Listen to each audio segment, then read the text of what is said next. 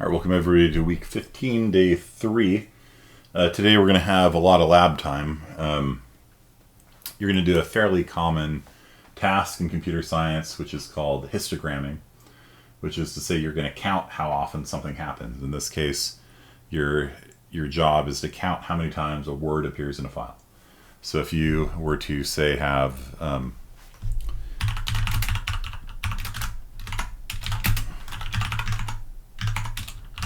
this file here, test.txt.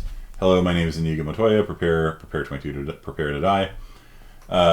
You would count hello happens once. Prepare happens twice, but the way that this assignment works, any non-alphas get thrown away. So your code should be like prepare happens 3 times in the file. 1, 2, and 1 die.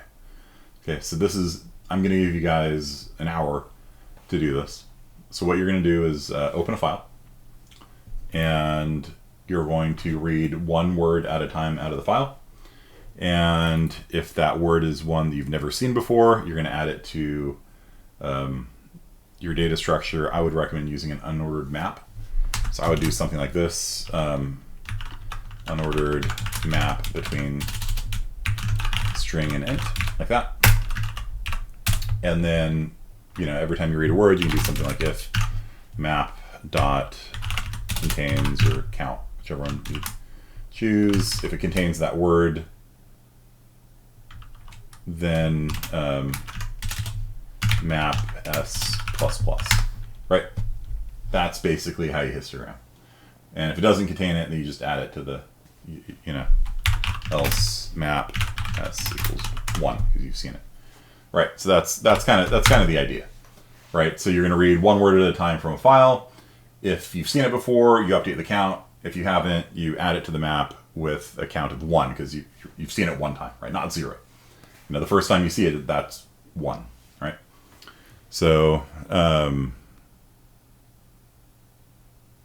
technically, you probably don't even need to do that.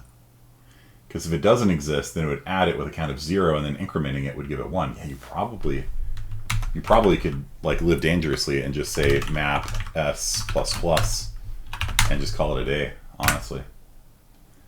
So read a word at a time. There's some code in here, right? Open a file, read a word from the file, and then, do you guys understand what's going on here? So we're mapping between a key and a value, right? So hello, and the value we're mapping to is how many times the word hello appears. And so if you did this, if it didn't exist, it would add it to the hash table, which is normally bad behavior, and I don't encourage it. So I'd actually encourage you to do it the proper way like this, but technically this would work.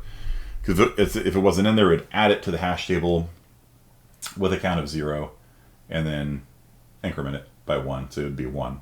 So, and if you've seen it before, it'd just increment whatever count was there. So technically, that line of code right there would be fine. But you should not get into the habit of doing that. You should do it properly. Every time you have a square bracket, you should balance check, or in the case of the unordered maps,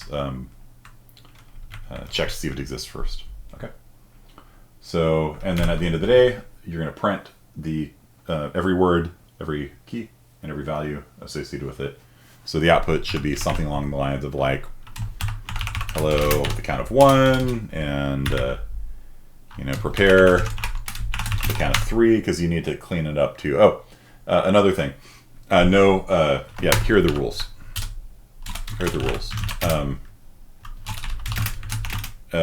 Remove all non-alphas.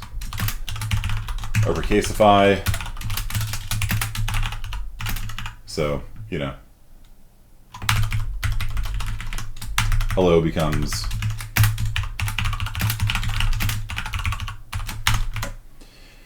throw away all words smaller than 4 in length, and that keeps us from getting polluted with too many uhs and thes and things like that.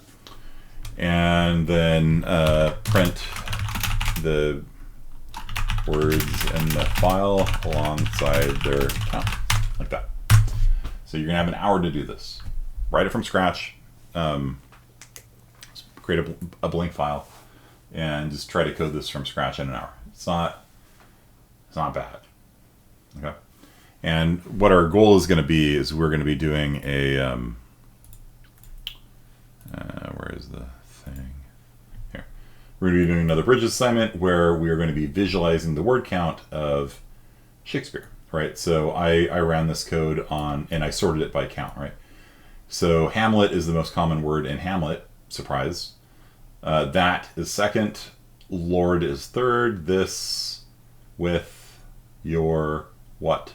King. And I color it based on the count. So if the count's over 100, it's colored red.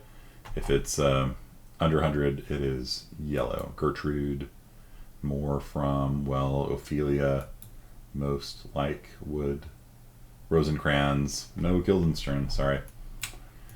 Okay, so that's what your next homework assignment's going to be. For now, though, I just want you to do the histogramming because that's kind of the big thing. The rest of it's just kind of visualizing the result of your assignment. Sorting's the other big thing. So you're going to histogram first, then you're going to sort it by count, then you're going to visualize on bridges. That's your next homework assignment, and the chunk that I want you to do in lab time right now, although you could certainly move on to the rest of it if you get finished quickly, is to histogram. Okay. So your code should put something like, hello,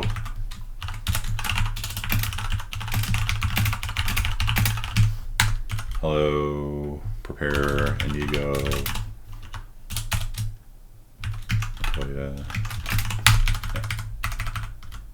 Okay. You guys got it? Die gets thrown away. My gets thrown away. Is gets thrown away. Name is okay. Yeah, so that's the app. Okay.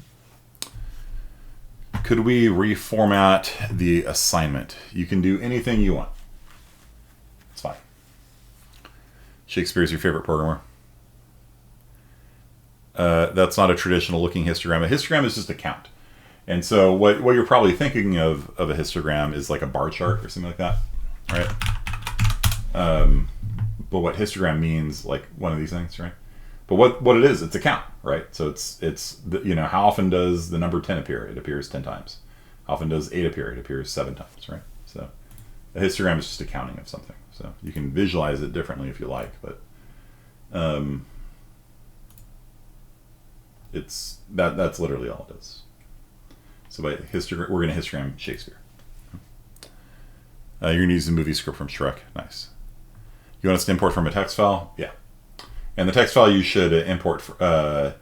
Just make your own. Honestly, one of the important skills in computer science is to develop your own test cases. So we've got on the server all of the works of Shakespeare. So you do not have to enter Shakespeare by hand or find a copy or any of that stuff. Shakespeare is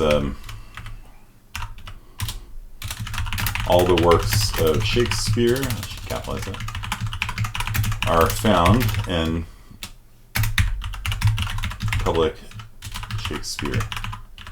And they're sorted by subcategory. There's a folder for tragedies and comedies and histories and poetry. You can use the B movie if you want. Sure, knock it out. Knock yourself out. But for testing your code, you should start with like 2 or 3 words, because a lot of students screw up, and not like I've ever done that. A lot of students screw up the opening of the file or checking to see if you hit the end of file and that kind of stuff. And so if you're histogramming hello world, it should print out hello 1 world 1. And what you might find is it does hello 1 world 2, because you read off the edge of the file, you don't check for the end of file, and it gives you a second copy of Word or whatever, and your histogram's wrong. And it's way easier to detect that on a 2-word file than on Hamlet. So on Hamlet, it's a big file, and you get an extra word or something, you're like, I don't know where that came from. Professor, where did that come from? I'm like, I don't know. So it's a really important skill that when you're writing code to make your own test cases, don't just rely on the official ones that, give you the points for the class. You need to get into the habit of like feeding your own code, like little bits and pieces of, pass it an empty file. See what that does. Pass it a file with 1 word in it. Pass it a file with 2 words in it. Pass it a file with 3 words in it. 4 words, 10 words, you know, and verify all along that your code is working correctly. Okay, this is a essential skill in computer science. It's right up there with the other skill I want you to work on for today, which is, what do I do first? Right? Is there an input tester? No, don't worry about the input tester. Don't worry about the homework assignment. I want you to start with a blank file and just histogram. Okay? Just do that for now. You have an hour to do this. Okay? There is an input tester for the homework, but we're not doing the homework right now. We're doing histogramming. Okay? And so make your own test cases that you know the answer to, right? If you make a file that is hello world, the answer is hello once, world once. If you make a file that's hello, hello world, the answer should be hello twice, world once, right? So you need to get into that habit of making test cases to see if the code is working the way you think it does. Okay. And how do you read from a file? ifstream. So ifstream ends file.txt. This opens a file called file.txt, and it doesn't have to be a .text file, it can be anything. It opens a file called file.txt for reading, and it creates a variable named ends. And you can read from ends just like you read from cin, ends double right arrow. Okay. You don't have to use readlib, you don't have to use getline, nothing fancy for this assignment. You're actually just going to double right arrow into a string, 1 word at a time. Grab a word, grab a word, grab a word. No getlines necessary, no readlib necessary. Nothing fancy at all. You're going to read 1 word at a time from a file, and then you're going to do the histogramming. Okay, and then when you're done, just print out the counts of everything, and there you go. And then if you finish early, sort it by count. See if you can figure out how to do that. Okay. I'll use a script from a silent movie. That'd be interesting. You know, Buster Keaton, because scripts don't just have dialogue, right? Like they set the scene, you know, interior shot, you know, inside of the Empire State Building. You see a giant ape's foot from outside, you know. Okay. And so what you'll see when you finish this, and Holman's going to be confused why that's in as well. What you're going to see when you finish, bridges, Shakespeare, reference, public, Shakespeare, histories, King John. Is this Ascension Day? Did not the prophet say that before Ascension Day at noon my crown I should give off? Even so I have. I did suppose it should be on constraint, but heaven thanked it is but voluntary. Enter the bastard. Bastard all Kent hath yielded. Nothing there holds out but Dover Castle. London hath received, like a kind host, the Dauphin and his powers. Your nobles will not hear you, but are gone to offer service to your enemy. And wild amazement hurries up and down the little number of your doubtful friends. Yeah, King John. I've been studying about King John a lot recently. Plantagenets. The Earl of Pembroke. Yeah, he was. Yeah. Earl of Essex. The Earl of Salisbury. The Lord Bigot, who did not like people different from him. Yeah. Hubert Berg. Lord Falconbridge. Son to Sir Robert Falconbridge. Philip the Bastard. James Gurney Halbrook, servant to Lady Falconbridge. Philip Augustus, King of France. Yeah. Limoges, Count of Duke of Austria. Pandulf. Queen Eleanor of Aquitaine. Yeah. Lady Falconbridge. Lords, citizens of Angers, Sheriff Heralds. Okay, scene, partly in England, partly in France. Yeah. So if you were to pass this to the histogram, what you will see is this. And so it counts up how many times each word appears. The word that appears the most is that, followed by this, followed by king. John has got a count of 151. Bastard appears the word 112 times. Shall, will, from, thee, then, there, hath, France, King Philip, Augustus. who hosted the world's first wine competition called the Battle of the Blends in 1223 or something like that. The Battle of the Wines was called. Yeah.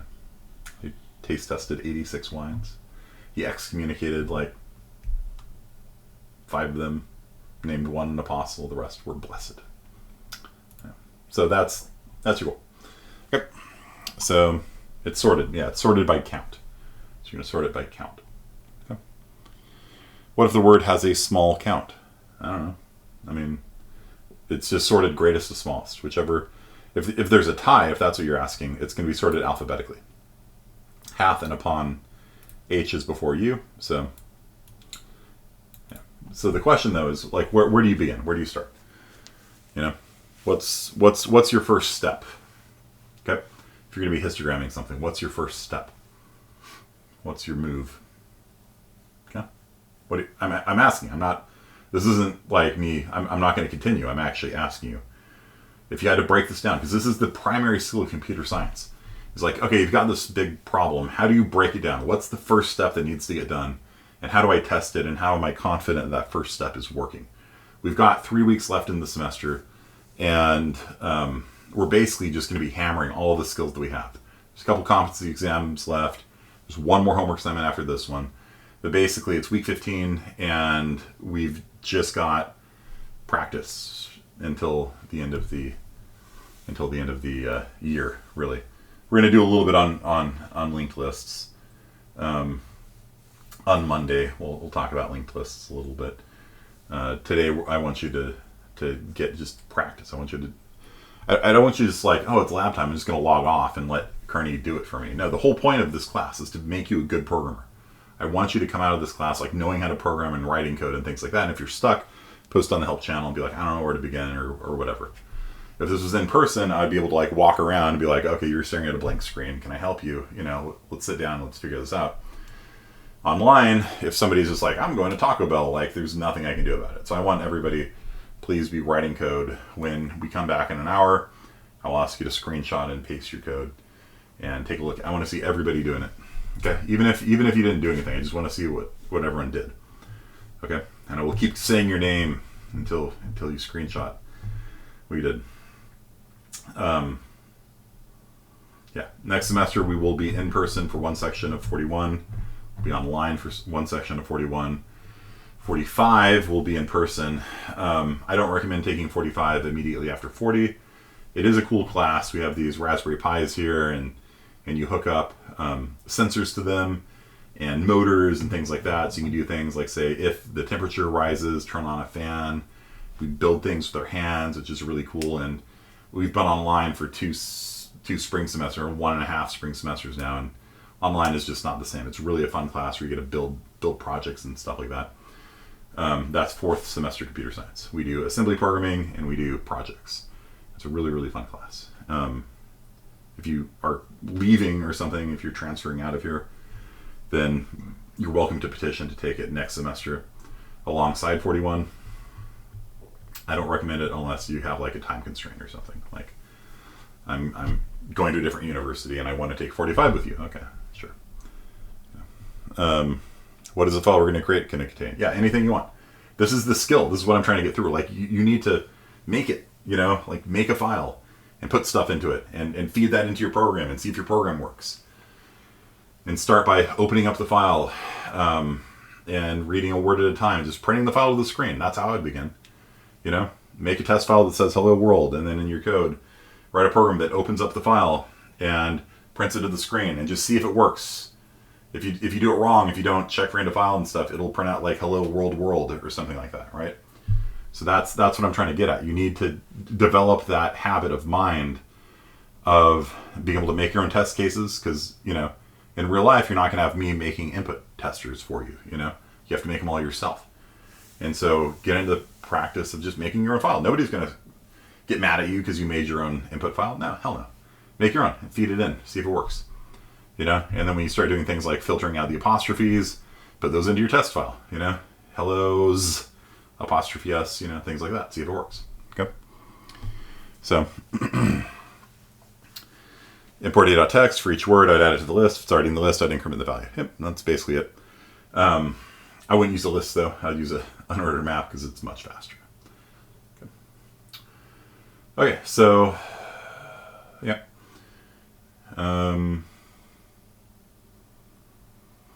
Yeah, so upshot, I wouldn't recommend taking 45 next semester unless you like had some pressing need to, in which case, just talk to me and I'll probably approve it. But in general, the sequence is 40, 41, 26, 45. 40 and 41 teach you how to program. 26 is math and algorithms for computer science majors, and 45 is assembly code, computer architecture, and projects. Okay, so you've got an hour. We will come back at 3:30, and I want everybody here to paste a copy of their source code at 3:30 on the dot. Whatever you have. If it works, it doesn't work, it doesn't matter. I just want to see. Because this is the downside to online, is that I can't see what you're doing. So, okay. Do you have to finish in an hour? No, you don't have to finish. It would be nice, but you don't have to. Just whatever you have, I want to see. Okay. Begin.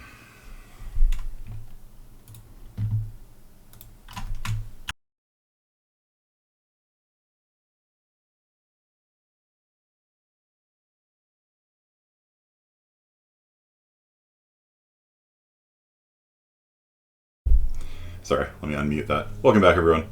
There are lawnmowers going around here, so hopefully that doesn't get picked up. So Shook was having trouble updating the count, so let's take a look at that. Got a count. Oh, yeah, you can't have just one variable for the count. Every word, like hello, world, all of them will have their own count. You can't just have one global variable, or one, not global, but one variable for the whole thing, because you're going to be counting how many words are in the file. And what you need to do is count how many times each word appears. That's the mapping right here. So every time you find hello, you're going to load from the map its count that's associated with it. It's an associative array. You're going to update it by 1 and store it back in. So register file, update string, open file.txt, read one word at a time. Remember, every time you do a double right arrow, what do you need to check for? Every time you read from a file, there's a possibility it will fail. So what line comes after this one? How do we check if the file's done? Well, let's see what chat has. If not, insert. Yeah, if not ends, exactly. Or ends.eof, but if not ends is better, because EOF only will tell you if there's the end of file, EOF end of file. There's other ways that it could fail, right? If the hard drive crashes, if you lost permissions or something, there's the network share goes down. Like, there's a lot of ways that things can fail. And so if you just put in right here, if not, exclamation mark, INS, break, then this code would be better.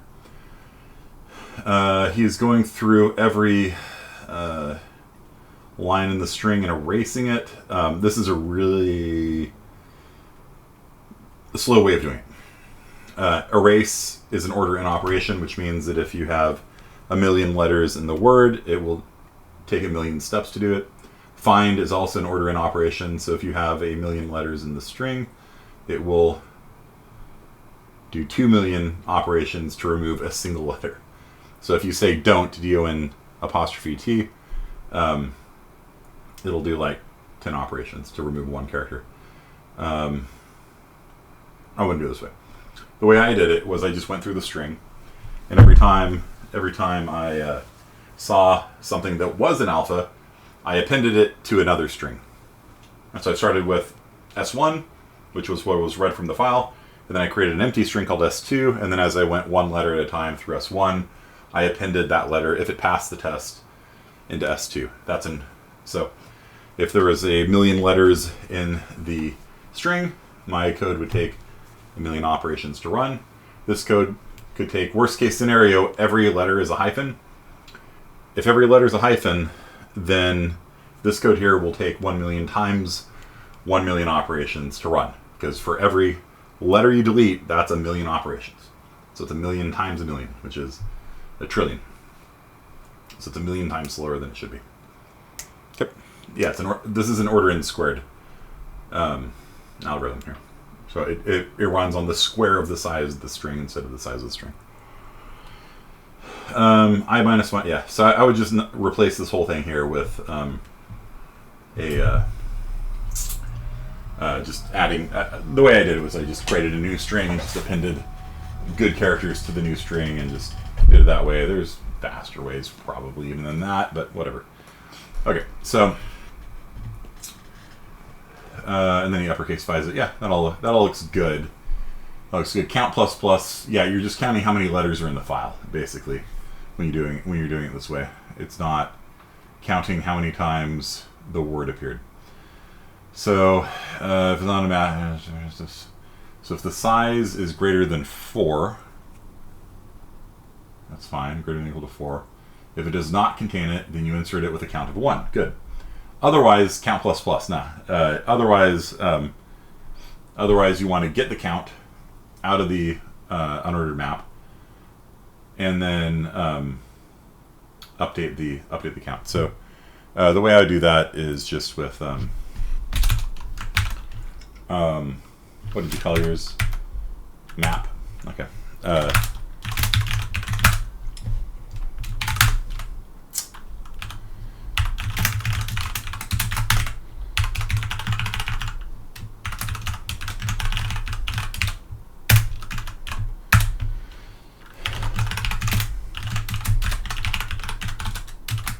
Do I have a file.txt? Nope. Hello, world.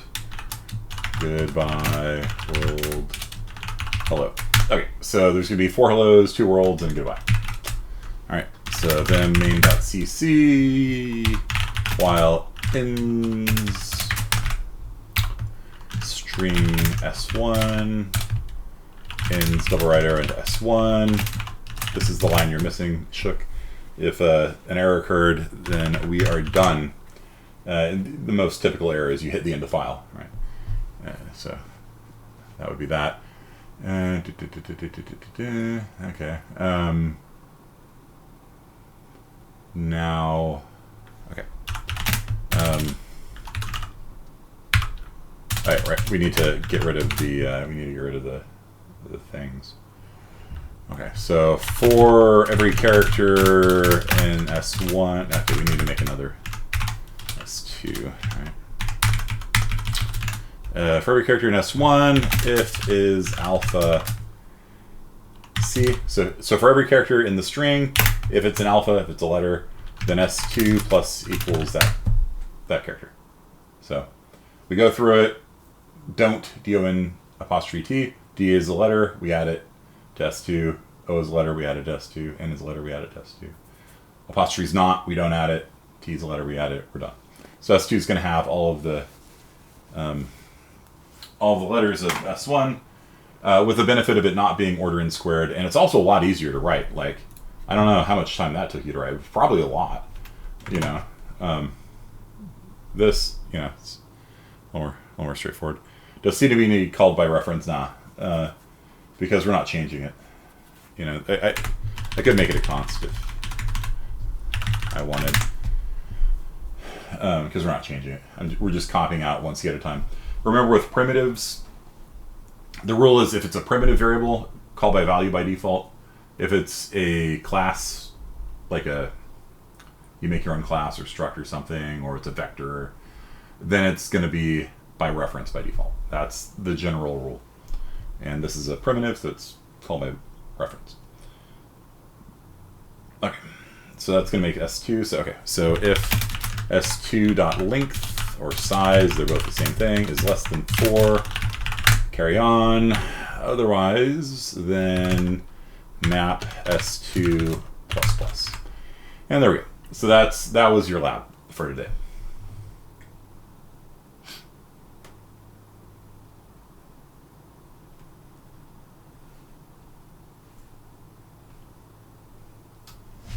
You want to do a little more proper, like you can be like if map contains S2 map S2 plus plus, otherwise map S2 equals 1. But as it works out. If it doesn't exist, it inserts it into the hash table anyway with a value of 0. So that plus plus actually just happens to work out. But I don't recommend ever using square brackets without a dot contains or a dot count, which is the pre-20 version of it. So technically, though, that's it. All right. When you increment it, wouldn't increase the value. Okay. Let's find out if this works. Actually, we're not scouting anything, so we don't know if it works. We could scout it, I guess. Scout map. S2.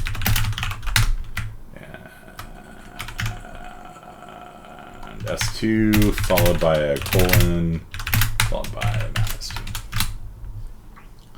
So hello 1, hello 2, hello 3, world 1, goodbye 1, world 2, hello 4. Yeah, looks good. If it depends how you do it. But okay, so now the question is, how do we copy this? How do we sort it? How do you add order to an unordered map? And the answer is you can't sort an unordered map. It's unordered. It's not a thing you can do. You can't order it. So what I would do is just copy it into a vector. So I'm going to copy all the elements of this map into a vector and then sort it. Now there's a problem, and the problem is that if you just copy the numbers out, you're going to have like 100 and 90 and 22.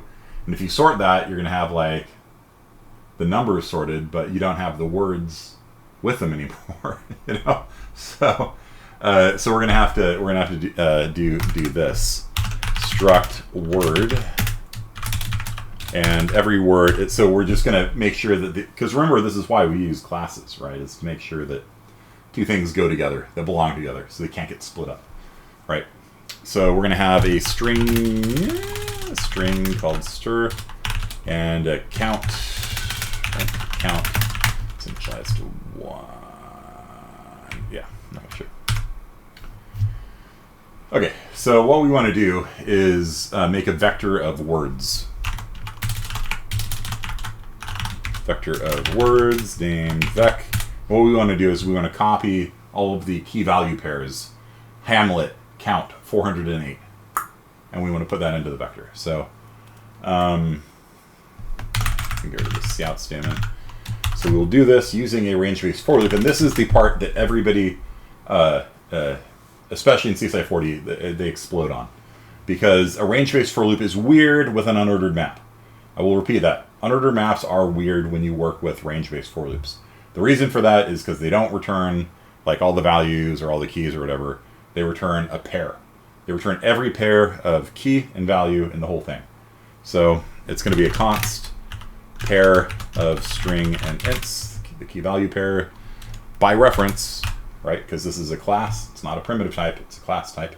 So we use reference by default, unless we, have determined otherwise. But here the default is correct, as it usually is. So for every key value pair, so this is saying for every key value pair in the map. So for every key value pair in the map, we will see out p1.first. That's how you access the first part of the pair. It's with .first, which is what everybody forgets. No, it's not p1. It's p.second. And there we go. So let's just verify that everything is hunky-dory. And now we're just going to have the final count. So there we go. We have goodbye, world, and hello. Cool. Now we need to stick this into the vector. So we'll say vec. Let's make a word. Word w is equal to p.first, comma p.second. So this is going to make a new word. The p first is the string, right? And p.second is the count. And since this matches the order the thing is laid out, then everything's cool. All right, so word w is that, and then we'll do vector dot push back w. Okay, so now the vector has all of the key value pairs in it. Okay, and There's actually a more efficient way of doing this. Somebody in the 12 o'clock section asked me about this. What is in place back? Well, rather than doing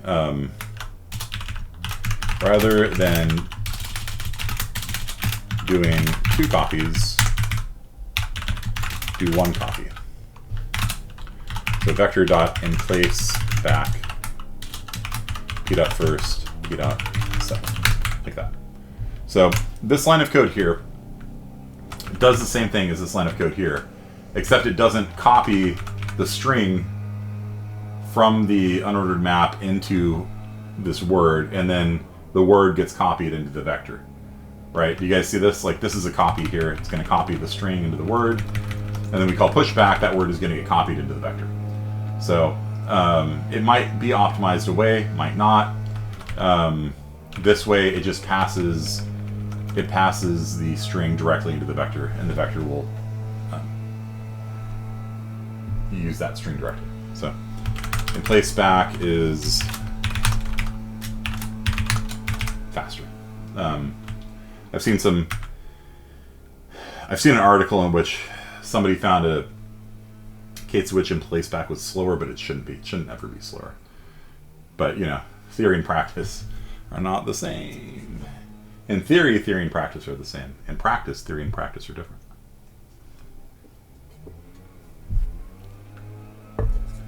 Okay, so we've got our vector now. Now, how do we sort it?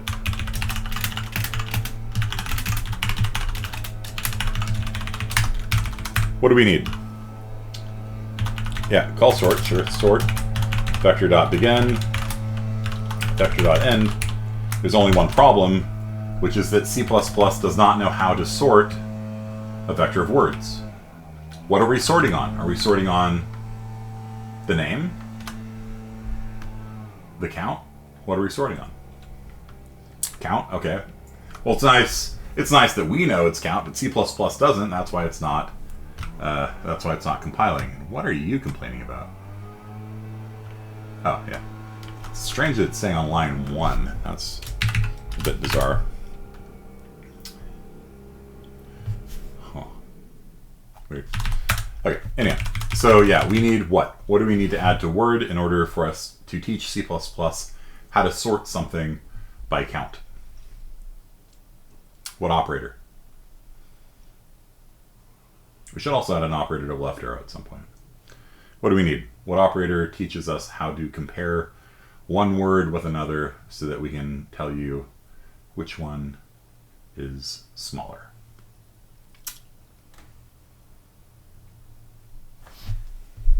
Friend? Well, friend just means it's a global that is inside of the class. Friend actually, pointer? No. It's operator less than. So bool operator less than. That's the function that will. We can make it a friend if you want. Friend operator less than. That tells us if we have to compare one word with another word, how to do it. And so how should we sort it? By count? Okay. All right. Return w1.count less than w2.count. This is going to be wrong, but it will show you that it works. Okay. So what this function does is it says, given one word and another word, I can now tell you what it means for one word to be less than the other word. And the sort function here uses operator less. Doesn't use greater than, doesn't use less than or equal to, it uses less only. Okay. And so this is going to say one word is less than another word if its count is less than the other one's count. Okay. And so it's going to sort from least to greatest.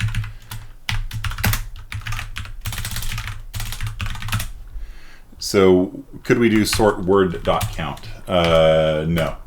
No, you're sorting a vector. You sort containers, right? So you're sorting a vector. So you're sorting a vector from the beginning to the end.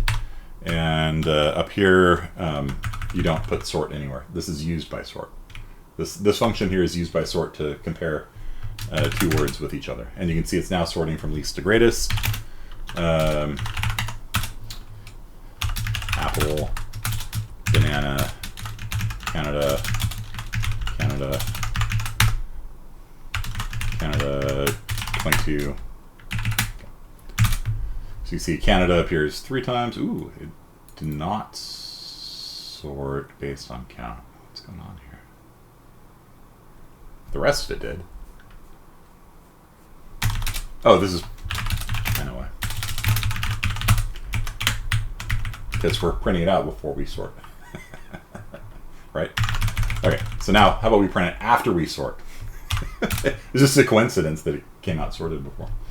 Okay, so for every word in the vector, let's see out that word. And in order to do that, C++ needs to be taught how to output something.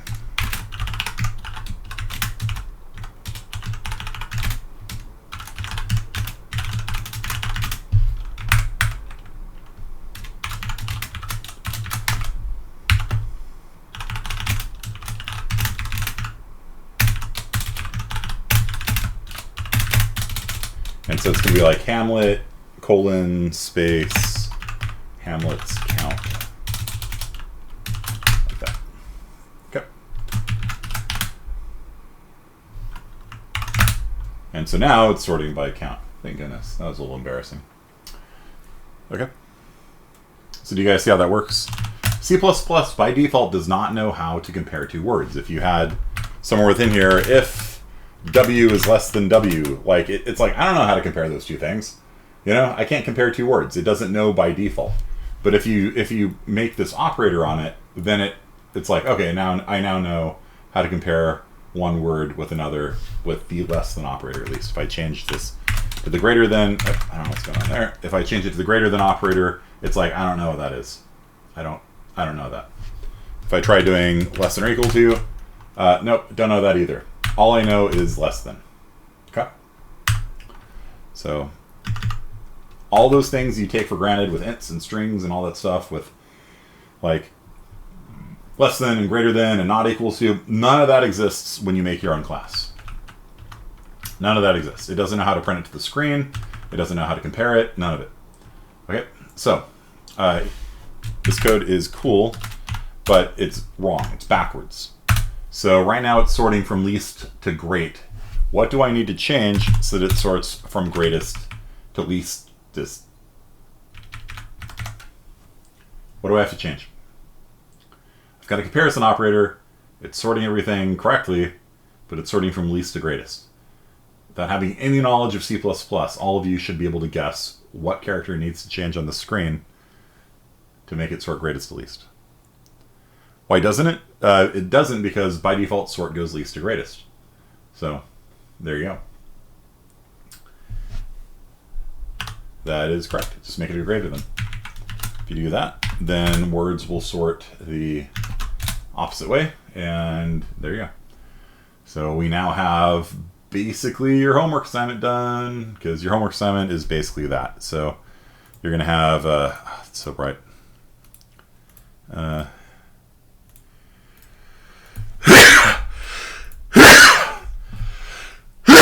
Excuse me. Oh, it's so bright. Oh my gosh. Give me a headache. Where are you?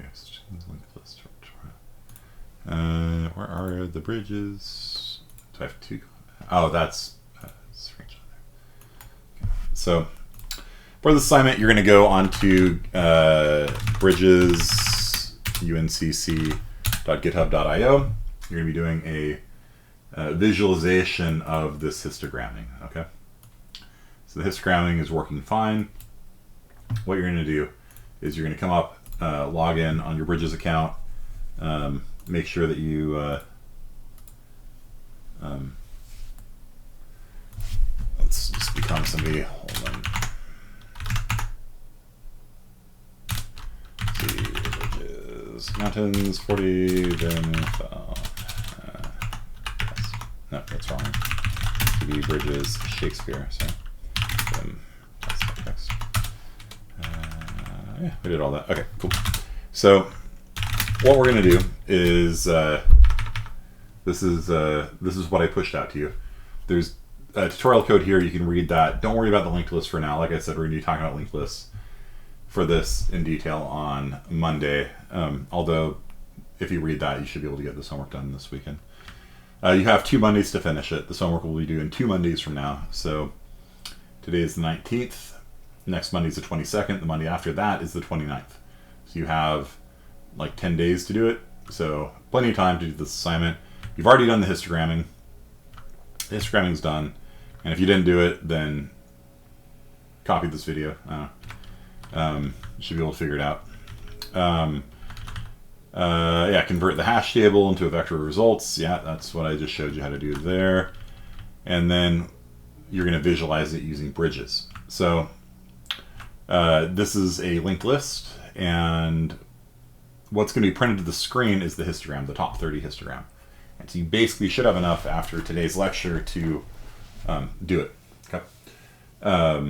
And then the remaining 3 points are for visualizing the linked list on bridges. Okay. And so in order to do that, you have to type in your username and your API key. These values are found on the Bridges website. There we go. And if you go up into the profile in the top right, which is hidden by my face, it will tell you what your username and your API key are. You just copy and paste them in. And then when you visualize it, it will you will do the top 30 words from Shakespeare, held in a linked list format. And you're going to color them. They're going to be red if the count is over 100. It's going to be yellow if the count's between 50 and 99. It's going to be green if the count is between 10 and 49, and it's going to be white otherwise. So that's your goal. So you're going to punch those things in there. Sets the title to a Shakespeare histogram. No, it's binary space. There we go. Yeah, so the title is a Shakespeare histogram. There's a description that's right there. So the remaining part that you need to learn how to do is right down here, which is to make a linked list of the nodes. And almost all of it's done for you, and there's demo code in here. Like, this is how you make a new node. And all you have to do is link it up to the existing one. So cur holds whatever the last one was, and what you have to do is set its next to point to temp. Temp is the new one. There's a function called current points to set next that you're going to call. You're going to pass it temp. There you go. And then after that, all you have to do is set current, which is the last one in the list, to be temp. 2 lines of code. The comments give away what you need to do very probably, and you're done with that part. All the nodes will then appear on the Bridges website. You need to make sure that they're the right color. So temp set color white is how you set one of the nodes to be white. I'm not going to tell you what you should replace white with to turn it red or yellow or green. It will allow you to consult the documentation or your common sense to figure out how that works. So this is the string, like Hamlet. The count is like 408 or whatever, 485, whatever. And so what you have to do is say if the count is over 100, set the color to be red. If the count is otherwise over 50, set the color to be yellow. Otherwise, set it to green. So this is really not a 10-day assignment. It's really not. Okay.